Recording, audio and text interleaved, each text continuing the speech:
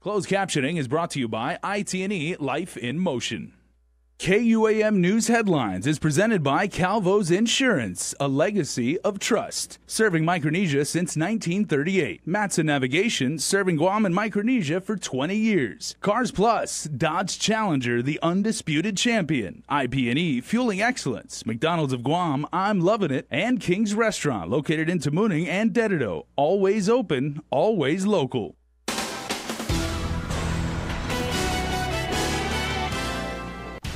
Ahead on Primetime, sights and sounds from the 73rd Liberation Day Parade. Plus, Joan Uganchar for us reports on the 13th annual Camp Freedom and its overall mission. And acts of kindness provide much-needed assistance to Kamala and Caradoc. Hafa and good evening and Viva Liberation. The fireworks show will go on tonight as planned at 9 p.m. Before sunrise today, hundreds of parade goers camped along the parade route received an alarming wake-up call, and that was the sound of booming fireworks. According to show pro pyrotechnics Jeff Sanchez, roughly a quarter of the fireworks prepared accidentally went off. We just had a premature ignition. Some of the racks went off. It's really just going to be a situation of reset. We have all day. The good news is it went off at 5:30 and it didn't cause a problem for anybody else. We will definitely not only bounce back and put on a good show. We'll just make it extra special for tonight. And some of the campers got a preview, so that's kind of a bonus, huh? It's yet to be determined what ignited the fireworks just yet. Again, tonight's fireworks spectacular is brought to you by Docomo Pacific and Triple J. That open gap is, resembles the first wave of Marines that came on island. Also the troops that are family members. It's a tradition he's passing down to his grandchildren, Kaylee and Caden Paulino. It's your first parade? You go to the parade every year?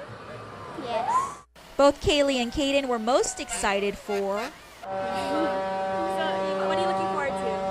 Getting wet. Getting wet with the fire truck. For others like soon-to-be 75-year-old Maria Johnson, the parade is a reminder of the hardships of war.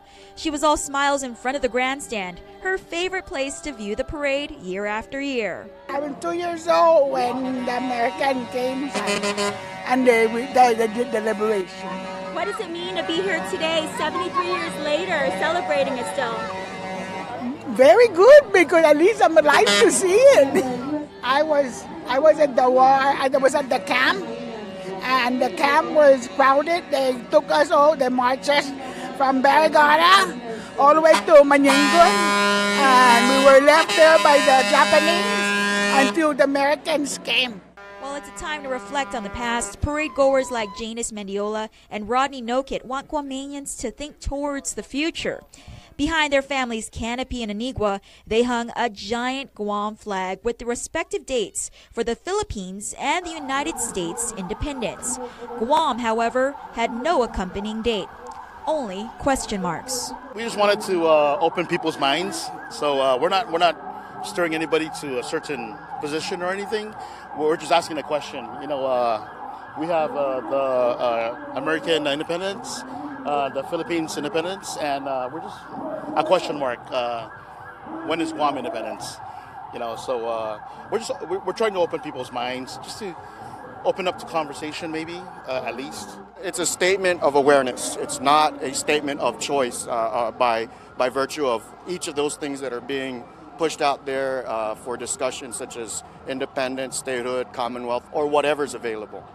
This is really just to continue the discussion further and bring some sort of thought.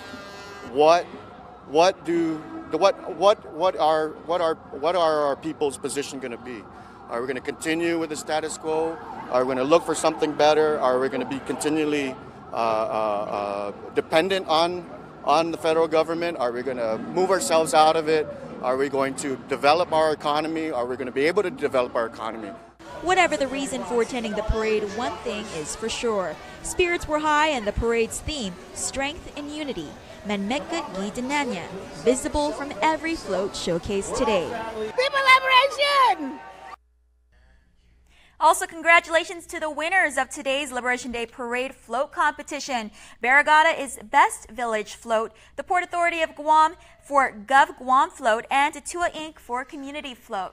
And almost every year, at least one of Guam's service members is deployed or placed on military orders, leaving their family to take care of the home front. But it's through the dedication of the Guam National Guard that our heroes' dependents are given another alternative to help cope with months far apart. Jonah Gancharfaris has more on Camp Freedom. The Guam National Guard started up its 13th annual Freedom Camp session last week at Fort Juan Muña in Harmon for dependents of both Army and Air National Guard. Amy Boleto is a youth coordinator for the National Guard and says the goal is for kids to establish a rapport and build friendships with one another. So this year we have 125 registered. The older kids, about 15 of them, we use as youth leaders so they can help out, and they've been participants of the camp in the past. The program, which runs about 2 weeks long, features an array of fun activities that the kids always enjoy. We do an annual camp out, which is like 3 days, 2 nights. We did that at Tongan Beach Resort. We went to the movies yesterday. We're going bowling in another day. According to Boleto, there's also a community service project for the kids to participate in. They learn about helping and giving back to their island and volunteering their time. This year, the project took them to St. Dominic's in Barragata Heights.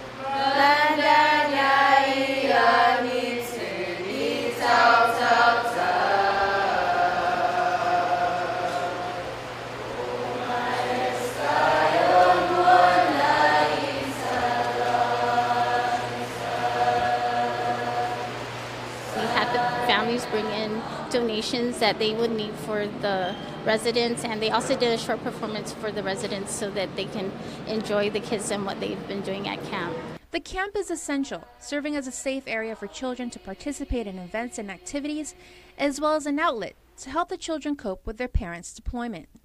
So especially for deployed service members, their dependents, because they're missing their families, we have people that come in to present, and we want them to build that friendship with other kids that have gone through the deployments with their families, and to hope that they continue their friendships throughout the years. And the kids definitely seem to be having fun. Mia is attending Camp Freedom for the second time. And I think it's really awesome and fun here, and my favorite part is going to the movies too. It's the first time for Shailene. I like it so much. It's about fun and meeting new people, and my favorite part is camping out.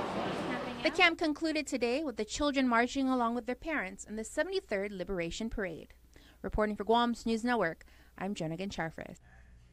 The long-planned relocation of thousands of Marines from Okinawa to Guam is going to happen. That was the reassurance from Admiral Shoshana Chatfield, who says the U.S. and Japan have set aside billions of dollars and remain committed to moving the troops here. Nestor LaConta reports.